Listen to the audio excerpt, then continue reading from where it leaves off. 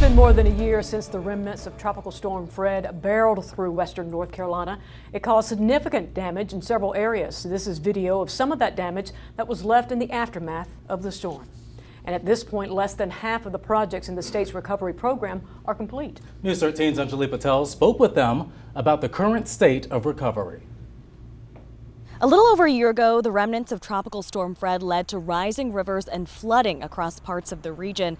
And as of this month, state officials say only 43% of all eligible projects in the state's Tropical Storm Fred recovery program have been completed. 1 year after Tropical Storm Fred, recovery continues. We know there are families that need help. As of September 9th, North Carolina's Office of State Budget and Management has received 710 applications for its Tropical Storm Fred recovery program, most from Haywood, Yancey, Buncombe, and McDowell counties.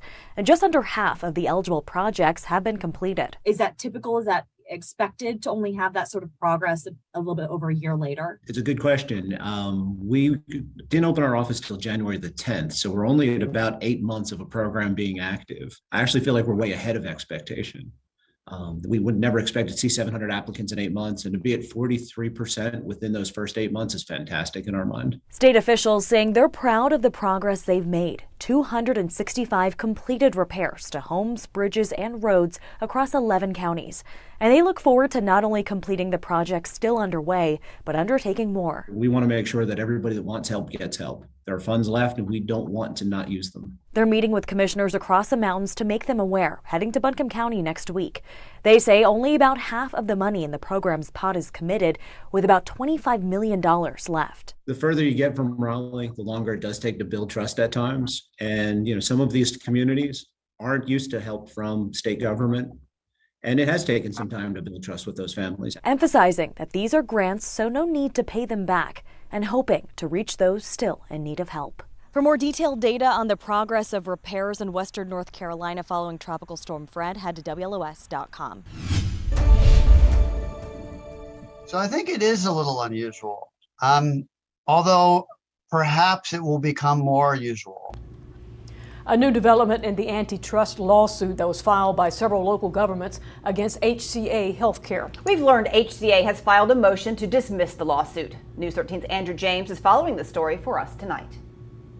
HCA filed a more than 30-page motion to dismiss late last week, and a legal expert tells me the argument is very similar to the motion to dismiss a lawsuit filed by 6 western North Carolina residents. A new twist in the antitrust lawsuit against HCA Healthcare filed by several local governments, including the city of Brevard, Buncombe County, the city of Asheville, and Madison County. The complaint alleges an extensive pattern of alleged behavior by HCA intended to monopolize healthcare markets in western North Carolina, leading to artificially high prices for healthcare and a reduced standard of care. And this is an antitrust case alleging monopolistic behavior by a hospital, which even increases the complexity on top of a normal antitrust case. Duke University Law and Business Administration professor Barack Richmond tells me this type of lawsuit filed by several local governments against a hospital is unusual. What does that do to the argument when you do seem to have more and more and more of these similar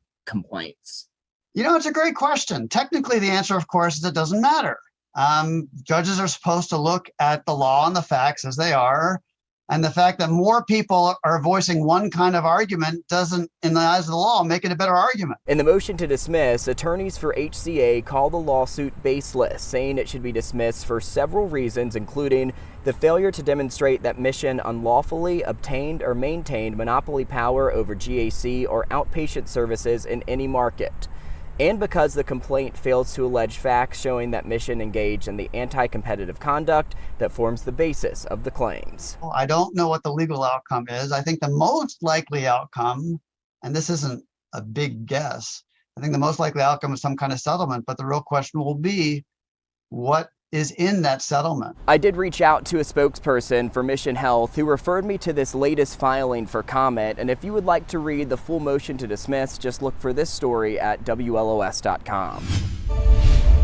From coast to coast, water restrictions are in place as the drought conditions continue, and they've gotten even worse. It's affecting tens of millions of people. Consumer Reports says that means cutting back on everything from watering the lawn to washing the car. News 13's Jennifer Emmert explains there are other ways to conserve water so the faucet doesn't run dry.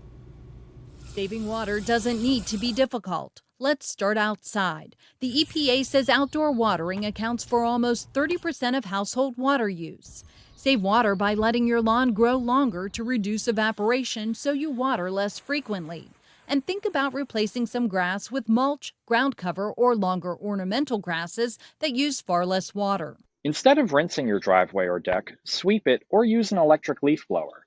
And wash your car with a bucket of water instead of a running hose. Nearly 20% of indoor residential water use flows from the shower. A standard shower head releases 2.5 gallons of water a minute. Consumer Reports says replacing it with a low-flow WaterSense approved head that uses 2 gallons per minute or less can save 2,700 gallons a year. Save even more by limiting showers to under 5 minutes and turn off the water when shaving or brushing your teeth. In the kitchen, soak pots and pans instead of scrubbing them under running water. And keep a water filtering pitcher in the refrigerator to keep from running the faucet for cold drinks.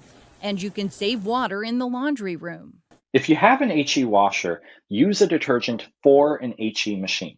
Regular detergents will create a lot of suds and will force an HE washer to use more water to get that soap out. And a word about household leaks. They account for more than 10,000 gallons of wasted water a year, so fix those drips.